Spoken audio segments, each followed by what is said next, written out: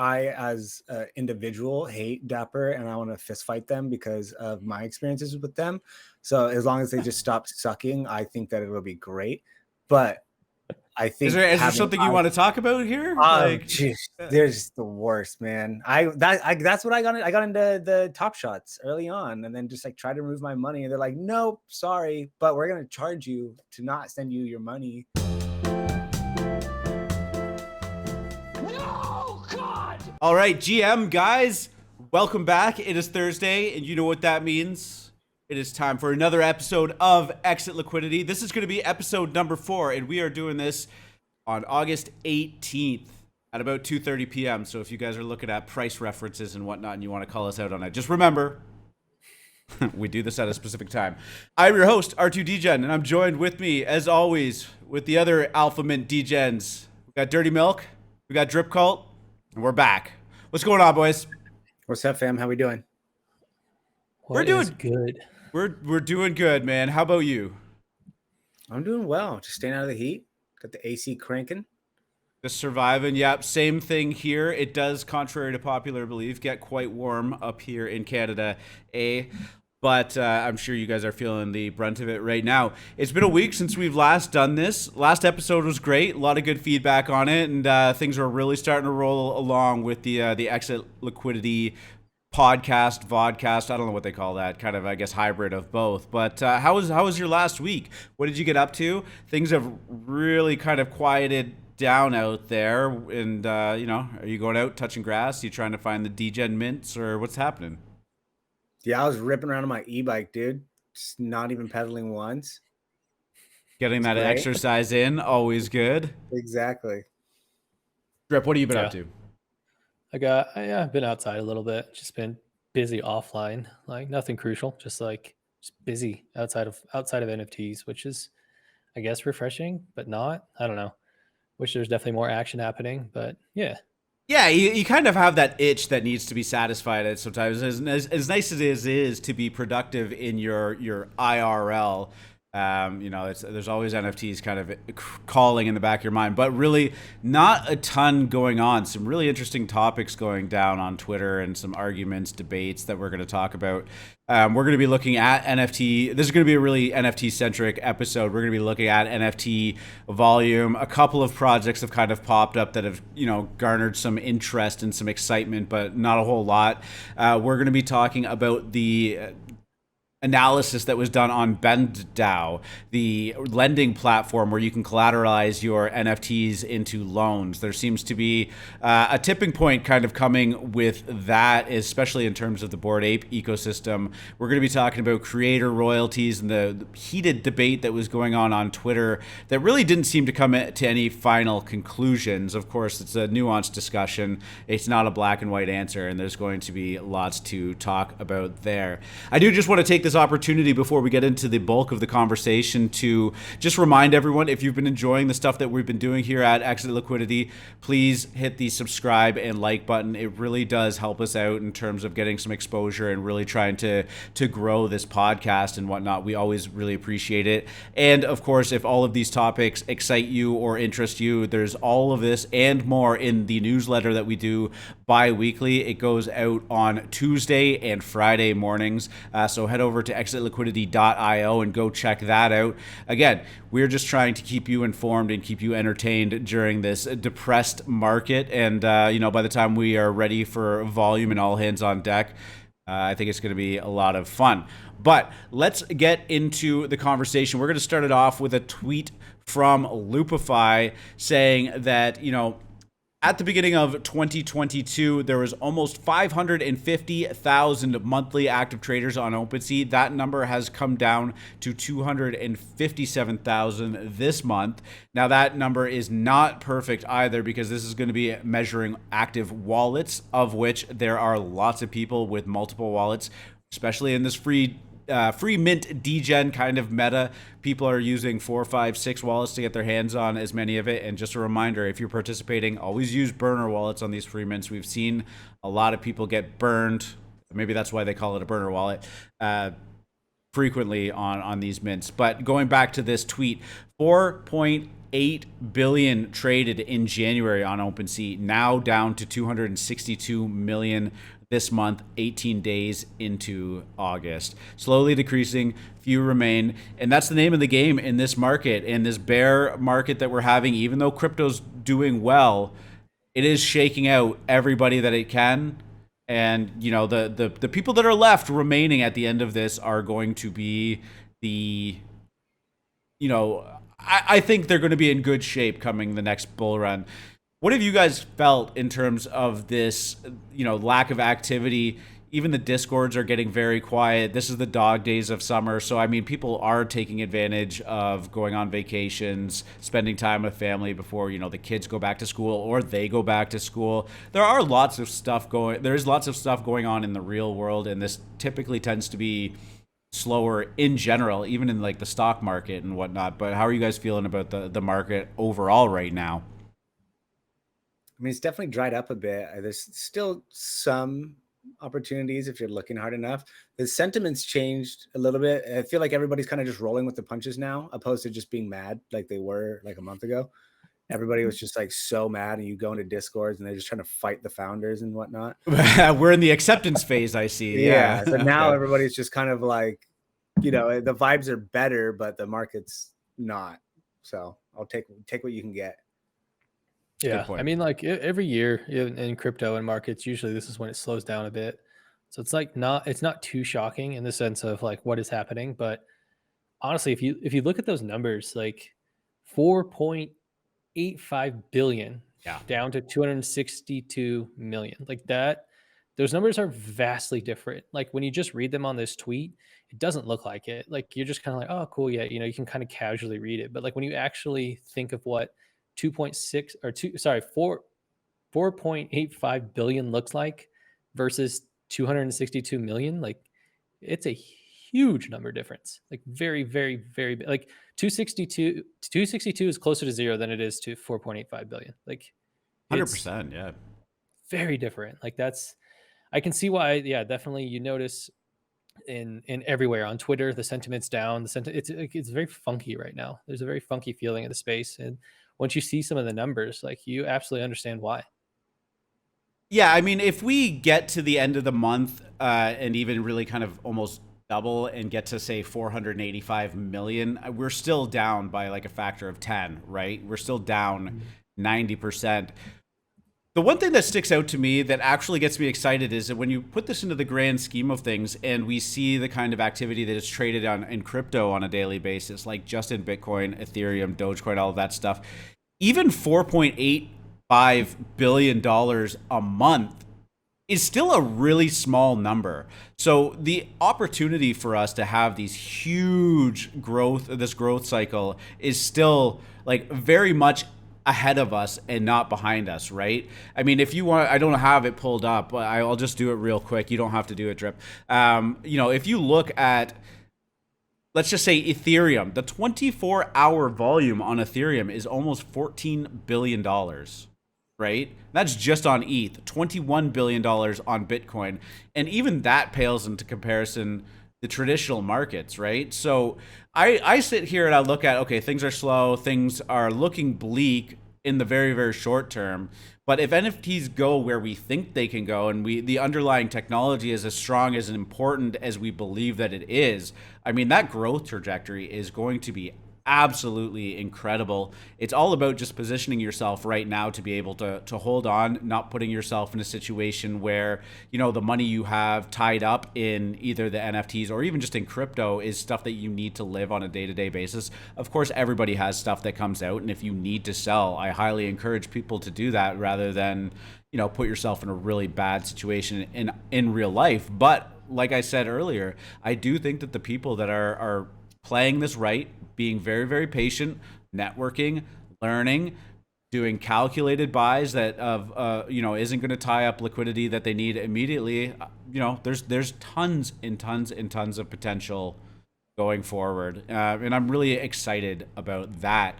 Looking at specific NFT projects, though, the bulk of that volume right now is actually just the I'm going to quote unquote blue chip project here, the well-known, the top tier projects, right?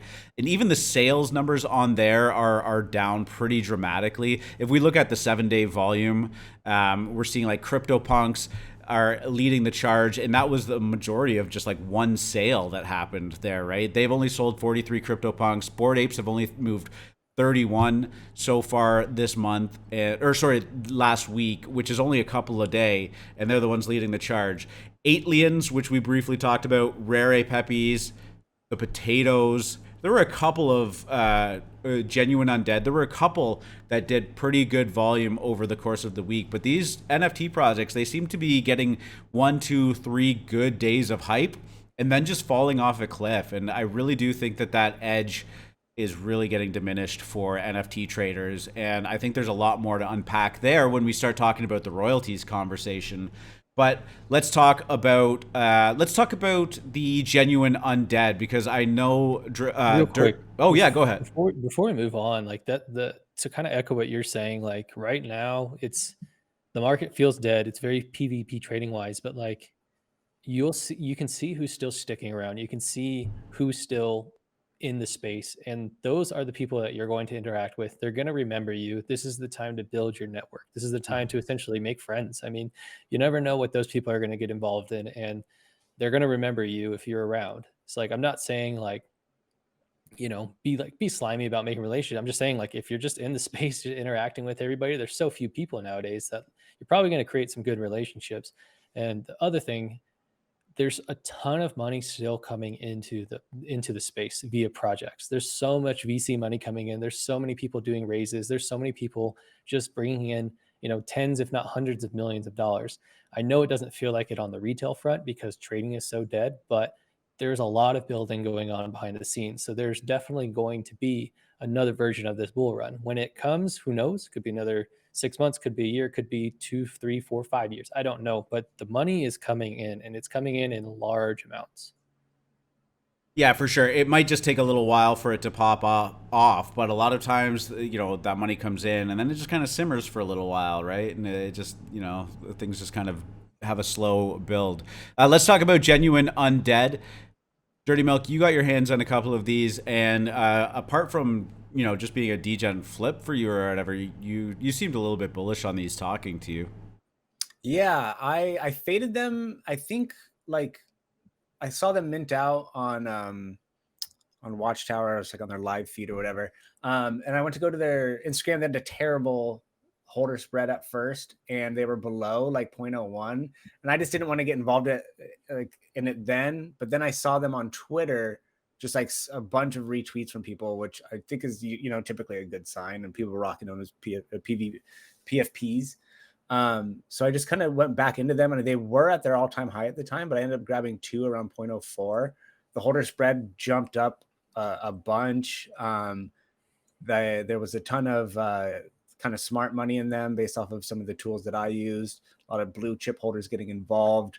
The listings, the sales were outpacing listings, which is always a good sign. Great sign. You can see on the floor here, you can see there's a bunch of people holding, and you don't know if they're trying to get rid of them or just trying to, slowly come out. But let's see how many this guy has listed. Yeah, and honestly, like, you're using Blur right now. I love, even just on the last one, that you can very easily reference like the current price, what the last sale price was, how many that wallet holds and stuff like that, and really start to get a good idea of what the sentiment is behind it, right? Like, it makes sense to me that somebody that paid 0.074 and is holding 11 of them might peel one off at 0.2, right? And just start taking little incremental profits and whatnot. But you would also be able to see if someone just completely blasts the floor with them. So it's really cool, great platform, and really been enjoying getting to kind of see it and use it there.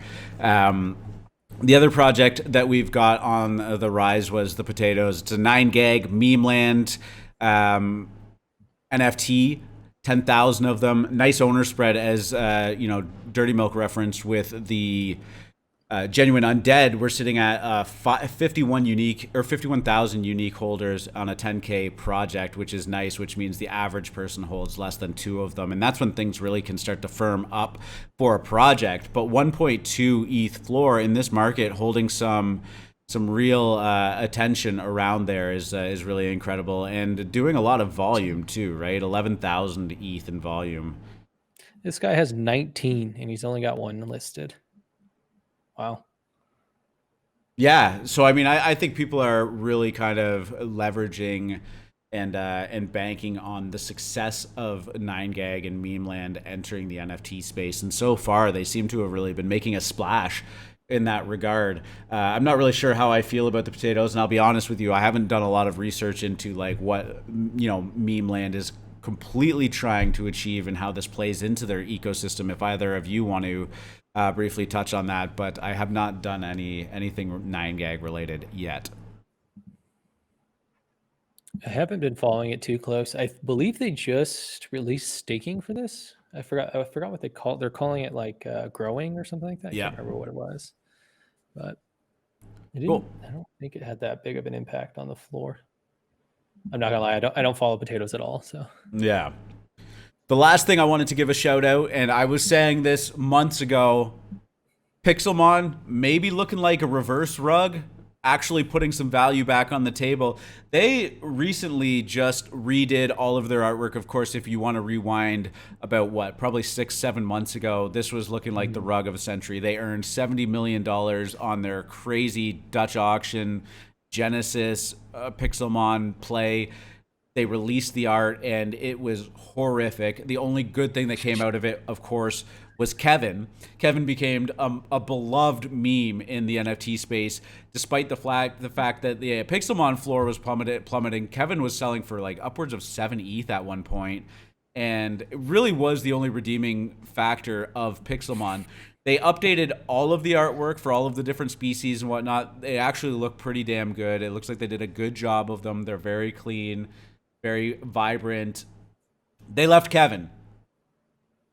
I think a lot of people were surprised that they left Kevin, but I think that this was 100% absolutely the best thing that they could have done.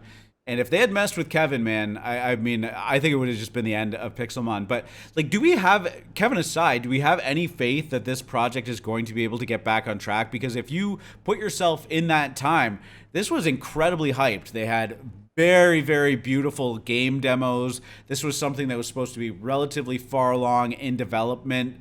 They earned that money, and then it just kind of imploded from there when it became clear that this guy had no idea what he was doing. He had no team behind him, and he had no idea how to spend that money in terms of leading a project.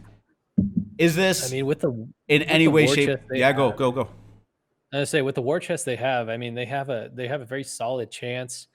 Whether or not they can earn that trust back, I don't know. This is like $70 million is like a low tier AAA game type budget, right? Yeah. Like people have built real projects, real products that have done really well with $70 million. This is, a kid that I think is in his early 20s, and I guess it remains to be seen if he has the chops, but at least delivering on something so far. Dirty Milk, are you buying these? They are sitting at a 0.18 floor. It was an incredibly hype project that had a moment. They seem to be fixing it. What are we feeling? I mean, I've been kind of thinking about it for a while. I saw like a sneak peek of these, and the art is just such an improvement in my opinion. I feel like these are one announcement away from just really cooking. I'm so glad they didn't change Kevin though. That you could not improve Kevin in any capacity. He's perfect. But yeah, I'm definitely keeping an eye on them, because obviously they left a bad taste in everybody's mouth, but now they seem to be heading in the right direction. I just hope that they don't think that art was the only thing that needed to be changed. That's a fair point, but you also mentioned they left a bad taste in everybody's mouth, but at the same time, everybody is aware of this project, right? Like it captivated the entire NFT space. And I think that that's important in a way. I guess if you were going to bet on this, you'd just be betting on whether or not this founder has the chops to continue to deliver. Drip, what are you thinking? I was going to say, like, I mean, the next move is obviously to release a game, but even if they can release a game, I mean, the whole P2E thing is just an uphill battle to begin with. So like, that's already another huge challenge against them. But I mean, if they can create a beautiful, functional game, I mean, that is going to be a huge head start. And they could. I mean, they had, like I said, they got the war chest, they got the money. So we'll see. Like, but then again, if they can deliver on a P2E style game, is a whole nother story.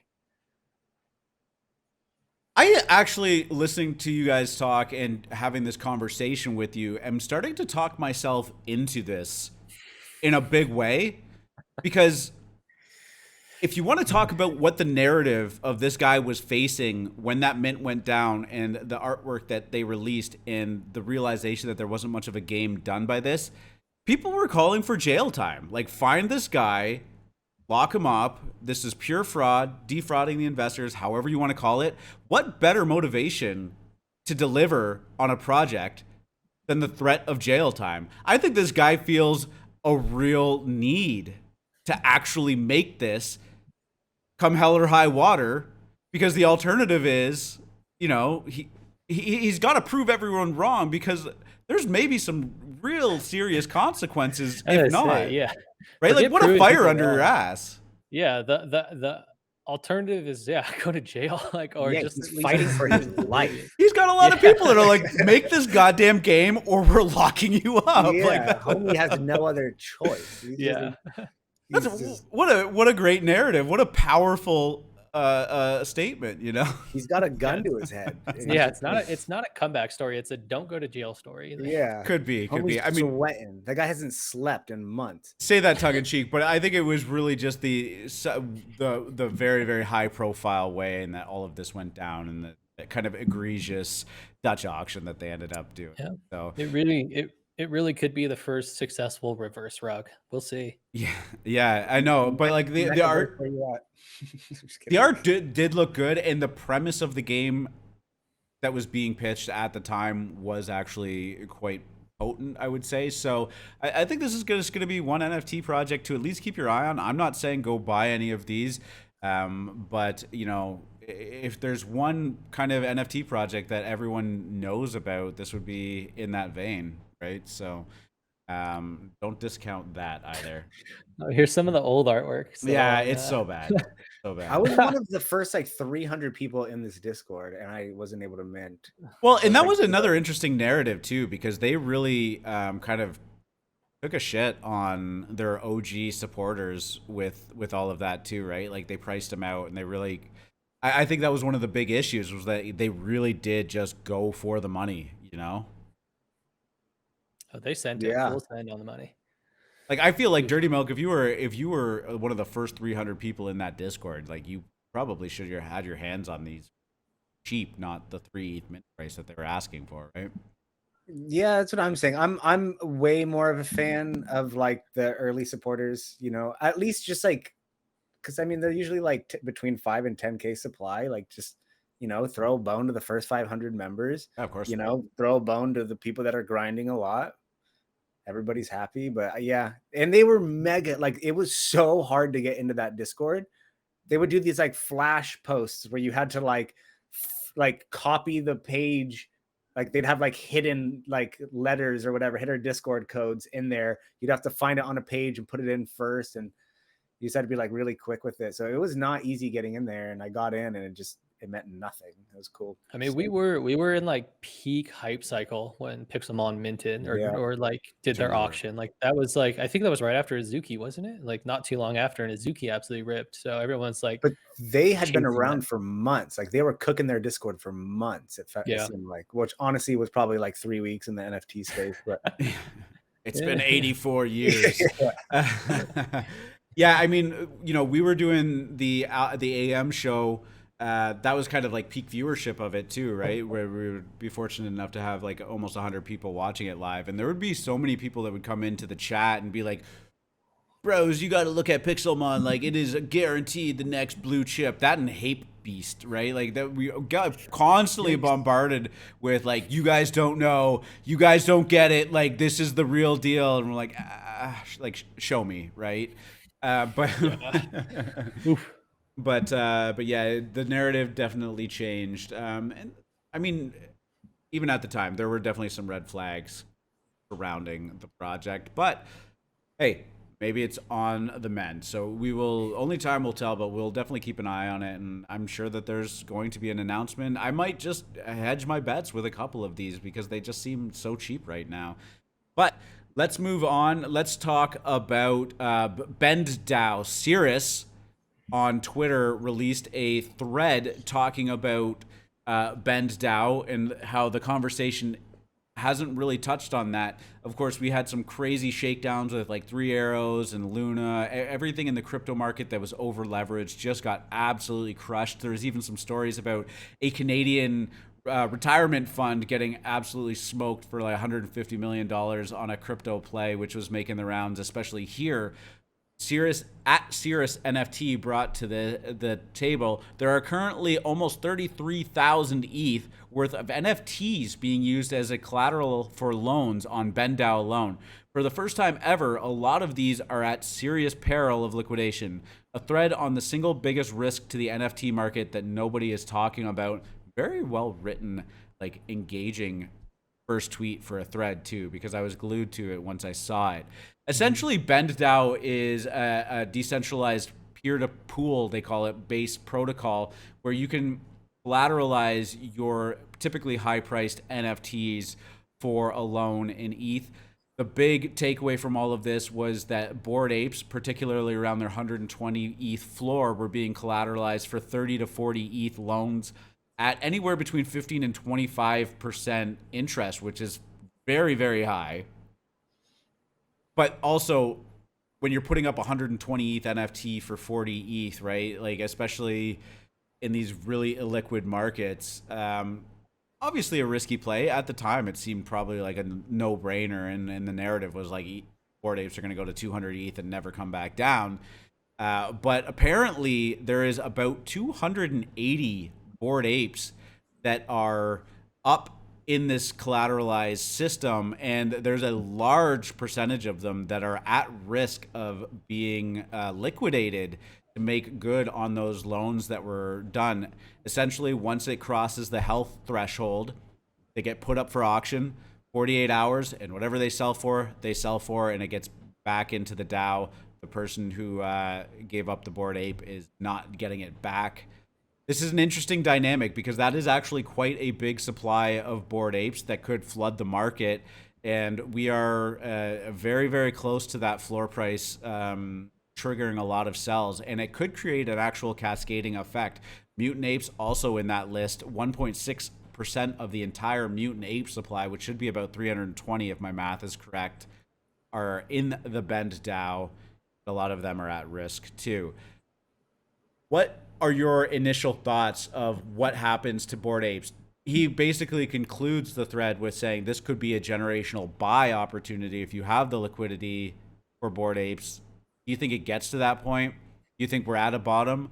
We also just talked about NFT volume drying up, and when NFT volumes dry up, the floors start to fall quickly. What's your takeaways?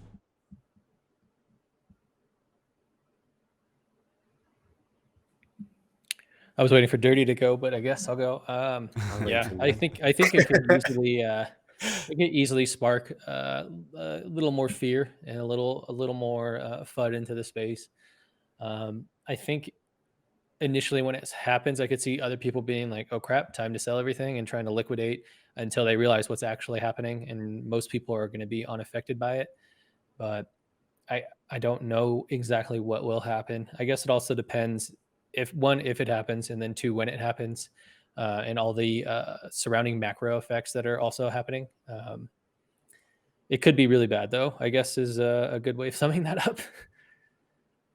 Yeah, I mean, it's not great. I just these guys are always doing weird stuff with their NFTs.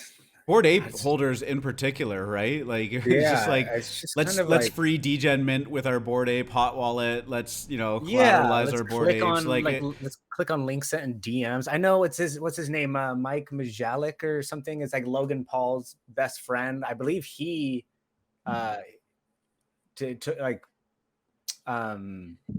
he did this to buy a house, and I think he was like the first person to leverage his NFT to buy a house. I remember talking about that article. Yeah. I wonder where he's at in all this. But I don't. Was it an ape or was it a punk? I actually don't remember the specifics of it. I always just remember being in that moment, being like, yes, you could collateralize. Like it felt like a very important thing. But it's Yeah. easy to feel like that when the market is really humming along and there's actual volume to kind of keep it, propped up and keep it engaging and whatnot. But as we're seeing right now, it's just like no floor is sacred when the NFT volume dries up the way that it has. I remember a lot of people doing this similar thing with their tokens back in 2017, Mm-hmm. 18 when that all crashed, and like that's just it's very reminiscent of that. But like, I mean, like I get it, like you want to hold on to your ape, but like if you need money, like just sell it, like just Yeah. I don't. This doesn't seem like worth the risk to me. I would much rather have all of my ETH instead of some of my ETH, but that's me. I play it a lot safer than a lot of people. I mean, I've seen how this goes several times now, so I don't know why people. Yeah, I guess yeah, you're right. When it's everything's bullish and everything is only going up, it seems like a no brainer. But Yeah, this to me is just again the market doing absolutely brutal things, and it's just shaking out every bit of irresponsible, over leveraged liquidity that exists. Right, all of that double, triple leveraging, 100x leveraging. Anybody that has put themselves in a position to be punished, I feel like that is the market just hard at work right now. I'm not saying that I want all of these people to get their apes liquidated. I'm certainly not flush with enough liquidity to start picking up apes unless they dropped like very, very dramatically. And even at that point, then I would have bigger concerns about everything. But I think that this is what is taking place so that we can move forward. You know what I mean? The absolute pure reckless greed that was in the space, and there was a lot of it. It was very, very frothy. The market was up only for the better part of a year, save for a couple of, depressive periods where things kind of just eased off slightly. But yeah, I mean, I just think it's time for the reset to just like fully kick in, and then we I can mean, move who on to knows? some healthy growth before we hit the next hype cycle. And there will be another stupid hype cycle where everyone gets super greedy and people get over leveraged. It happens every single time. Yeah, who knows? I mean, maybe many of these people who are, leveraging their apes are still, making 30, 40 ETH off of it. I mean, yeah, they didn't make their full 120 or 85 or whatever it's at now. But I mean, for all we know, these are people who bought in earlier, bought in cheap. So they still came up on it. And there was a lot less risk for them. They didn't have 100 ETH sunk into their, illiquid JPEG. So, yeah. That's true. And at the time that they took it out, maybe they deployed that ETH and, actually made some serious profits on it and just never felt the need to pay it back fully. Or maybe, we don't know what the situation is for a lot of these people, but maybe they'll just pull the trigger on paying it back at the exact moment that they have to, right? That's still on the table. Yeah, it absolutely is still on the table. But yeah, it could definitely trigger a very scary event for a lot of people. It could definitely I feel like personally, I mean like bored apes are just propping up the entire market right now. If those were to take a shit, I could see a lot of people being fundamentally shaken and absolutely getting out of anything NFT that they can, if they can. Yeah, it's a great point that there is some systemic risk kind of and contagion effect that goes hand in hand with that, right? Because you're right, them CryptoPunks really kind of just propping up the entire NFT market and the entire NFT volume that we're seeing. And if the confidence gets shaken in that, yeah, I think you're right. I think you're going to see a lot of people say, like, if Bored Apes can't make it, what will? And I think that's going to be a fair thought in their mind, too, especially Yeah. if you're really only focused on, say, the next 2, 3, 6 months, right? Definitely. So, also want to just give a shout out to the Bored Apes, and I thought this was really interesting too. I did a short little video on it, but Bored Apes hitting 1 million followers on Twitter, and I think it just goes to show that most Twitter followings, especially for projects that are pre or newly mint, are just absolute bullshit. Right? This is the creme de la creme in the NFT space, and they are just hitting only 1 million followers. Right? Like it seems like a big milestone, but for I mean, actually, when you think about it, if something were to if yeah, actually that would 100% happen because how many people are waiting around outside of NFT space waiting to tell their friends who are in NFTs or just people in general like, "See, I told you NFTs were a scam." And if one of the pillars falls, like Bored Apes, they will be lining up to tell people, "I told you so," and NFTs were a scam, and they're just trying to reiterate that narrative of theirs. And yeah, actually, that could be really bad. Yeah, the look of shock. Dirty Milk's just like, oh shit. Like I could see him smashing the sell button on all of his NFTs right now behind the scenes. No, I did that when they were at their lowest point a few weeks ago. Yeah, same thing. Yeah. I swear I'm not going to bring up Rare Ape Peppies. Yeah, very good. But yeah, let's move on. Last year during the NFL season, Dapper Labs launched NFL All Day. It was just in beta. Some people were, I don't want to say lucky enough to get into it because it wasn't like it was a big deal. I minted a couple of these packs throughout the playoffs and they were cool. I'm not a huge NFL fan myself. I'll watch it, definitely watch the Super Bowl and I'll get into it. But it really didn't quite have the same captivation as NBA Top Shot did, right? We all know the story about NBA Top Shot. It was incredibly profitable. They really kind of seemed to over dilute their supply. But a lot of people that got into NBA Top Shot moved on to the NFT market. And I think it's a really, really good case that the NBA Top Shot really kickstarted the NFT bull run that we saw over the past year. Now the NFL All Day is going live to the public. Anybody that wants to participate in this now will be able to. And I'm just wondering, right? Is this something that maybe could possibly bring us out of the depression that we see? NBA fans and NFL fans, there are definitely crossover in terms of their fan base, but the NFL is a much, much bigger, much more popular sport. And the fans involved in NFL are very, very willing to spend on collectibles. Do you think that this is bullish? I saw Drip just pulled up the screen. When you look at the NFL fan bases that annually spend the most money on team merchandise and gear, there's a handful of about 10 NFL teams that their average fan spends at least $200 a year on collectibles. And keep in mind, there are a lot of fans, and I'm sure there are a lot of fans that spend close to zero in terms of that too. So there are people that will spend big money just on the collectibles. There's also a lot of money spent in going to these games, in the food and beverage in these games. It is a rabid fan base, and I do think that having these first time digital collectibles with a brand that has some trust with the general population, like Dapper, everybody knows about NBA Top Shot and what they did.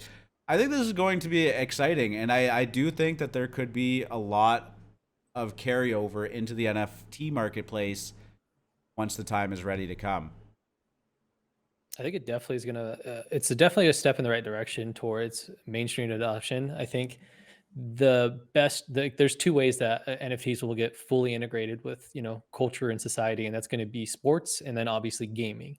We haven't figured out the gaming side of it yet. I think NBA Top Shot definitely touched, or Dapper Labs, I guess, definitely tapped into something early on. I don't know if that was the perfect combination of people having their stimulus checks and nothing else to do, or or what I don't know what made it blow up so much, but it definitely tapped into something that is going to potentially explode again. Like you said, they saturated their market so much that it's actually a lot harder to make money in that space now. And I think that's why a lot of people went to other NFTs, because that's where the actual opportunity is. So I don't know if this is necessarily going to be a good way for people to cash in and make a ton of money, but it definitely is going to be, a way that fans up sports, especially NFL teams, will get into the space. I think there's still a lot of learning that needs to happen, because it's a little easier with Top Shot. You can use your credit card and all that, but it's definitely a step in the right direction, in my opinion. Yeah, I think kind of like Drip said, I think it is a step in the right direction. I, as an individual, hate Dapper, and I want to fist fight them because of my experiences with them. So as long as they just stop sucking, I think that it'll be great. But I think is there something you want to talk about here? They're just the worst, man. That's what I got. I got into the Top Shots early on, and then just tried to remove my money, and they're like, "Nope, sorry, but we're gonna charge you to not send you your money." So that's my experience with Dapper. So as long as they're not doing that kind of BS anymore, I think it's great. But just yeah, any eyes on the space is good, especially for like an industry like the NFL, which is just ginormous. I don't follow NFL. I'm a big F1 fan, but and they've tried to dabble into the space a bit. It hasn't really landed, but this I think could do well. Yeah, I think the biggest thing that needs to happen with these is cheap quality displays for people to actually show them off. I think once fans in their, I see so many things on like Instagram and people showing it off of like their game room, like in the basement or their man cave, that it's just like decked out in like Cowboys collectibles or, Browns jerseys everywhere. Like it's a real thing to have like an entire room dedicated to your football team and you watch it there and do all of that stuff. I think if they can leverage and collaborate with a display of some type that's cheap, accessible, and of good quality that people can display their actual Top Shot moments on, rather than just have them behind the scenes like, oh, check out my Top Shot on my phone. Like, what does that mean? Once people could see it hanging on the wall, I think there's a very real and very visceral experience to that. And don't we kind of already have that though? I mean, think of like your Instagram, your feed, or think of like your Facebook wall. Like actually, I didn't even mean to pick that company, but like they've already integrated wallets and stuff. So it's like another possible way to show off your moments or whatever they're calling them these days. Like, yeah, in and an NFT. online environment, but I'm just saying, like in that room, like there's a screen mounted on your wall that's just like playing. Yeah, that, no, like, absolutely. Yeah, like I think that's actually one of the big things for NFTs that need to kind of really take hold. I think you'll see a huge spike in generative art and all of that kind of stuff really come to fruition too. But in terms of the NFL stuff, like I'm actually excited about this. There's a willingness to spend and there's a willingness to consume, and it's a new narrative. I actually believe that there's going to be a lot of influencers and stuff that start picking this up come football time to get views, to get clicks, and it might just kick something off here. I'm not completely sure, but history rhymes. Agreed. All right, let's talk about the final subject of the day. We have Sudoswap and the royalty conversation, I guess is a nice way to put it, that was going down on Twitter. Big debates on Twitter going down about what the function of creator royalties are, whether or not they should exist. Are they killing the marketplace? Sudoswap, which was traditionally a way to trade NFTs in a peer-to-peer kind of manner, where I put up my NFT, you put up your money, we agree to swap, blah blah blah, has just kind of come online with almost like a liquidity pool. Drip, you explain this so much better than me. Do you kind of want to give me the TLDR on that? Yeah, no, I mean, you're doing great. You nailed it. So they literally started out, yes, peer-to-peer trading. They just launched a marketplace. The thing that differentiates them from every other marketplace is that they set up liquidity pools. And without getting too technical or too into it, a liquidity pool is just is something that anyone can set up, which again is new to marketplaces that are for NFTs. So anyone can set up a liquidity pool on Sudoswap, and it adds or depending on how illiquid it is, it doesn't create a marketplace. But considering the first part, which if you set up a liquidity pool, you basically have an instant marketplace for anyone that wants to buy or sell an NFT. So like say if a new drop happens, what was that one again? It was Undead, Genuine Undead. So say if Genuine Undead just launches, you're looking to move a bunch or looking to buy a bunch, you could essentially come on to Sudoswap. Someone has a pool set up and you can just quickly sell or quickly buy them. You don't have to wait for somebody to come along and purchase them, or you don't have to buy them from somebody in the marketplace. So that is new and different, and it's really unique because I can come along and I can set up a liquidity pool, and I could be making money off of people trading versus the marketplace making money. So that's one thing that is new and cool and different, and why everyone's talking about Sudoswap marketplace. But the real reason everyone's talking about it is because they cut out the artist and the creators because there is a 0% royalty fee on Sudoswap. Sudoswap takes, 0.5% of each transaction, and then that is it. So if you're trading on the marketplace, it works well for traders because you get to keep more money in your pocket. However, if you're selling as an artist or creator, since anyone can add anything on here, since it's decentralized, you're getting completely cut out. Yeah, it's an interesting conversation because when I was first getting into NFTs and people were kind of explaining the bull case to me, why we need this, why it's an important technology. Gary Vee used to harp on this all the time, and actually one of the reasons why I got really excited about it was just like, imagine artists, bands, anyone that's putting out NFTs gets paid in perpetuity and gets to participate in the success of their work after the fact, right? If I were, an artist and I painted on traditional canvas, maybe I sell my artwork for $2,000. Great, not a bad day's or week's work, whatever. But, maybe later on in my career, I get very famous, I get very well known, and now that painting is now selling for $20 million, $30 million, I don't know, whatever, like goes on in that marketplace. There is going to be one person who profited greatly from buying and holding that piece of art and gaining $20 million. You're likely going to have some kind of auction house like Sotheby's facilitating the transaction, taking quite a big chunk, but the artist is watching everybody else make a lot of money from his original or her original work and not really getting to participate in that. NFTs were always like a game changer in terms of that. And I find it very interesting that the conversation was really starting to get diminished into like, no, we shouldn't have it. This is Web3. Fees should be a thing of the past. I don't even think royalties as like a fee, right? Like it's kind of a different dynamic. Dirty, how did you feel? Did you participate in this conversation at all, or in the Discord? What were you talking about? I mean, for me, it makes sense when I thought about it. I didn't, like you touched on it being like kind of one of the bull cases, like the royalties and whatnot. For a long time, I didn't realize that wasn't on the contract level. So it had to be that these marketplaces had to kind of allow that to happen, and then they could be changed and stuff like that. I mean, I think that they can be abused a lot of the time. Like if a project doesn't really, I mean, it depends what like their utility is. If it's an art project, like I get it. Art that could be the argument for utility and whatnot.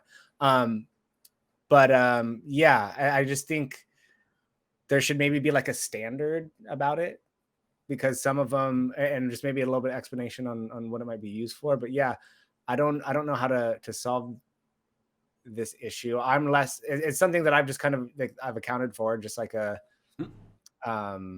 think we were talking about earlier, like a gas fee, it's just something that you're kind of accounting for as well when you're selling, at least. But yeah, I don't know. I'm fairly indifferent about it. I'm actively trading. I'm definitely more of a trader than I am a collector. So I definitely am feeling some of those fees sometimes, but I think we talked about this last week too, when we were talking about how the marketplace will decide whether to stick with OpenSea's 2.5% or move to a cheaper platform. Yeah. And so far, people have moved to the cheaper platform. Yeah. The marketplace will always decide. Yeah, and there's a case to be had of like, how much of your cake and eat it too do you get to actually have, right? Because we've seen when I entered NFTs last year, which I wasn't particularly early to the game, royalties were absolutely a thing. You know what wasn't a thing in NFT projects? Utility, right?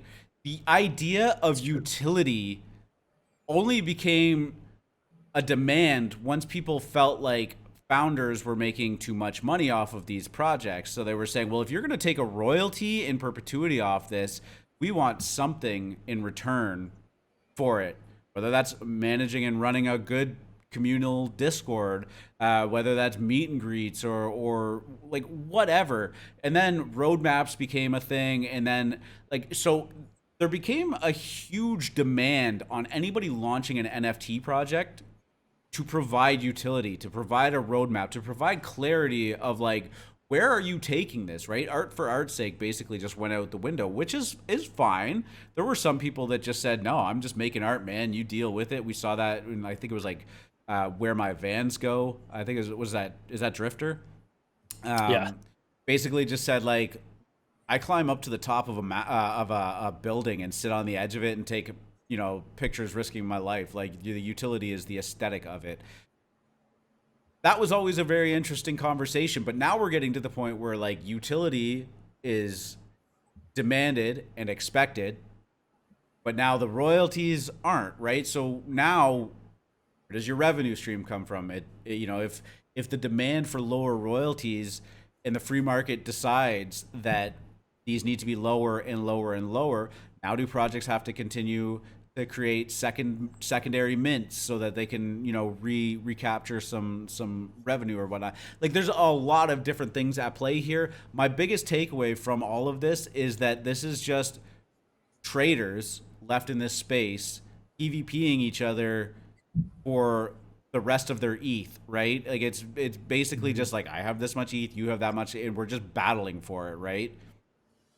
They're feeling the effects of all of these fees taking out of the pool nonstop, and they're looking to recapture any kind of edge that they have. Because interestingly enough, this is not a new topic. It's only becoming an issue when the margins are getting slimmer and slimmer and slimmer. When somebody was minting and flipping in the same day for 20x, and you could do that 2-3 times a day, nobody had an issue with that 5% skim, right? Now that that's not the case, it is getting harder and harder and harder. I think people are feeling the pinch, and they're looking for it in any way possible. Now, obviously, this was kind of catalyzed by Sudoswap releasing this, but as Dripcult said, the free market will decide where and who people participate and interact with, and it's up to creators and everybody else to innovate and come up with solutions that work, right? I would also argue that the free meta definitely kind of pushed everyone here, because we kept seeing it being abused. We kept seeing the same people just regurgitating projects after project after project and keep getting rewarded. Meanwhile, no one's really making that much money. I mean, the few that won the lottery and got a rare in the free mint and were able to flip it quick, or the people who have the bots, like Meta Sniper, who can just go and slurp up the floor and then flip them real quick for, 0.01 to 2 per ETH. But like that adds up when you scale it. But like, I think the free meta definitely no longer rewards people, or sorry, Sudoswap 0% royalties no longer reward the free meta abusers. And I think people are getting sick of it. And I think that if they still want to try to make money, they can, but they don't want to reward the people who are abusing it. I think what this is going to end up just coming down to is, what kind of project are you launching? What are the expectations of future value from said project? And price your royalties accordingly, right? Yeah. Real quick, I wanted to shout out to, I think it's Bo. I don't really know how to say that name, but Bo's newsletter. He wrote a really good explanation on it. I'll link it in our newsletter. There you go, plug. And you guys can read if you want to learn more.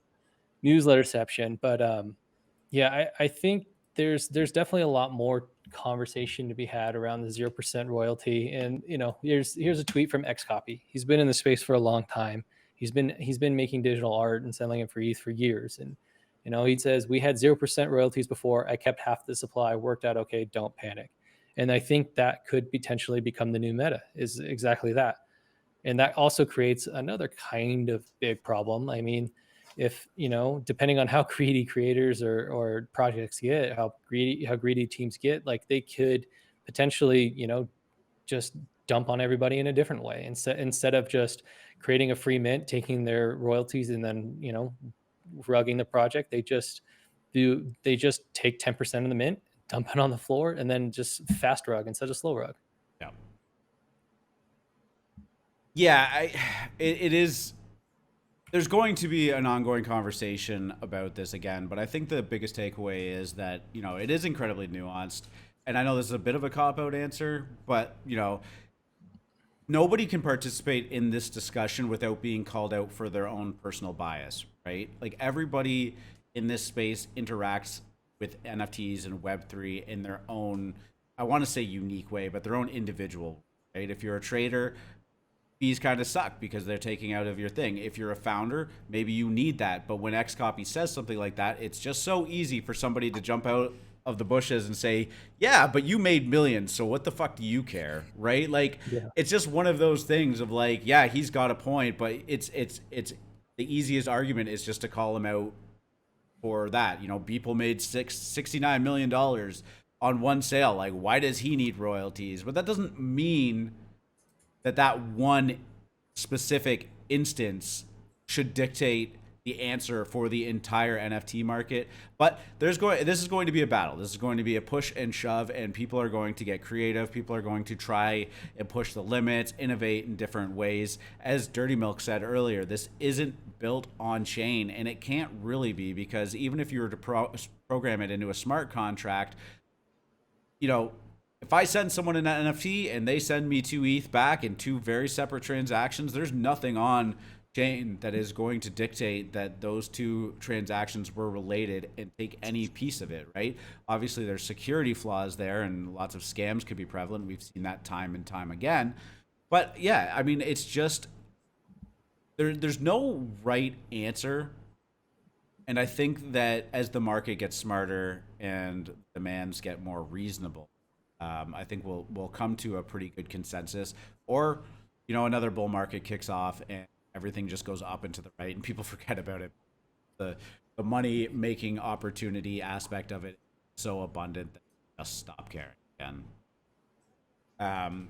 Guys, that's all we have lined up for today. Pretty good hour, if I do say so myself. Very NFT centric. It's nice that even though there's not a lot of volume in the market, there is a lot of conversation that's been, you know, important to have and to talk about and really just kind of dissect. So at the very least, that's been incredibly exciting. You guys got anything else you want to talk about today before we wrap this show up?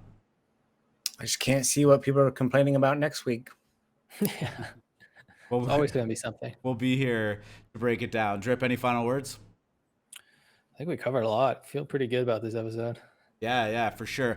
Well, guys, thank you so much for tuning in. Again, I'm just going to do the whole shtick. If you liked any of the content that you heard here and you want to stay up to date with it, please just hit the subscribe button, hit the like button. It helps us out. YouTube gives us a better rating, or however their algorithm works.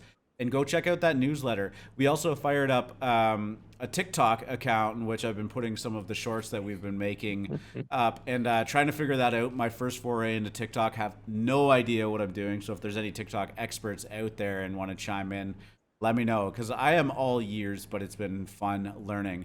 On that note, we are going to wrap up Exit Liquidity episode number 4. Dirty Milk, Drip Cult, always a pleasure. We'll do it again next Thursday. Later, fam. Peace. See you guys.